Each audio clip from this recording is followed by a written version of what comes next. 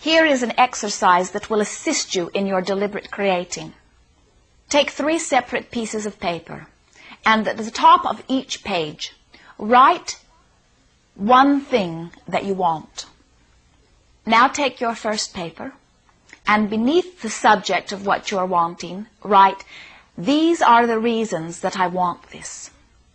Write whatever comes to your mind, whatever flows forth naturally. Do not try to force it. And when nothing more comes, you are complete for now. Turn the paper over and begin writing at the top of the paper, "These are the reasons that I believe that I will have this that I want." The first side of your paper is enhancing what you are wanting. The first side of the equation. The second side of the paper is enhancing your belief that you will have it. And as you have written why you want what you want, and why you know that you will have what you want, you have set forth and are now expecting, and therefore will receive, the subject of your wanting. All that is necessary is that you want it, and keep expecting it until you have it, and it will be yours.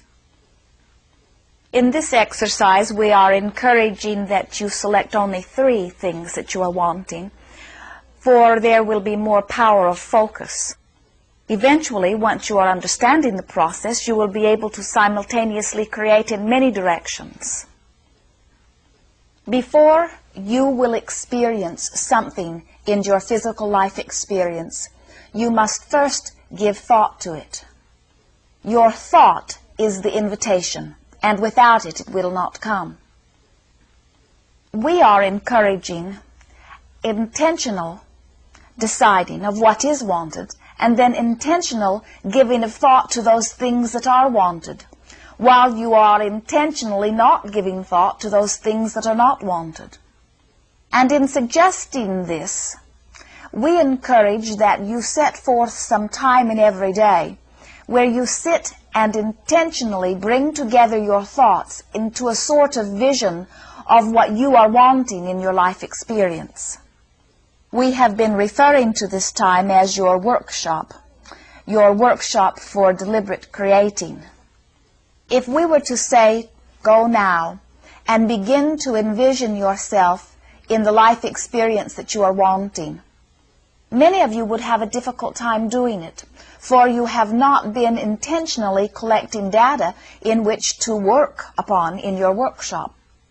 By collecting data, what we are encouraging is that in every day, as you are getting out of bed, that you set forth an intention that no matter what you are doing in this day, no matter who you are interacting with in this day, that you will let your dominant intention be to look for things that you like.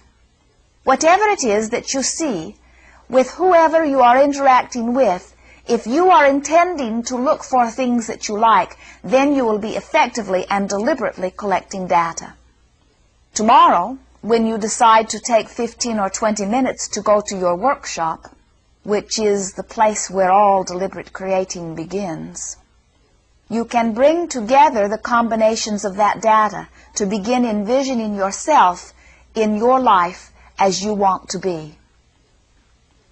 We have told you that your thoughts are magnetic, but we are wanting to add a point of clarification here, and you will be relieved as you hear this, for we are wanting you to know that while every thought has creative potential, that the thoughts that do not have great emotion at the same time are not bringing into your experience with any sort of speed the subject of your thought.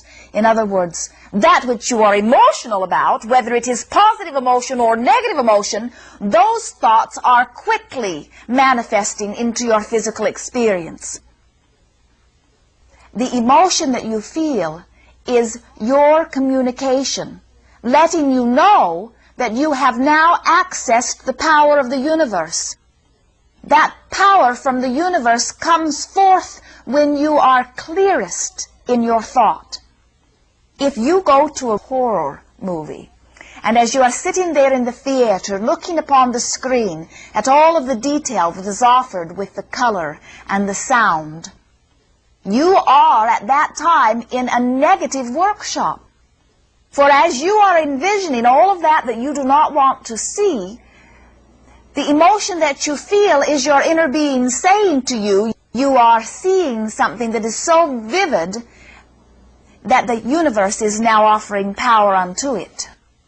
When you leave the theater, fortunately, you usually say it was only a movie, and so you do not expect, you do not believe it will happen to you, and so you do not complete the second part of the equation. You've given thought to it with emotion, and so you have created it, but you do not allow it into your experience because you do not really expect it. However, as you are walking out, if your friend says to you, it may only be a movie, but it happened to me, then you may begin pondering that thought, and you may bring yourself to belief or expectation that that will happen to you, and then it will.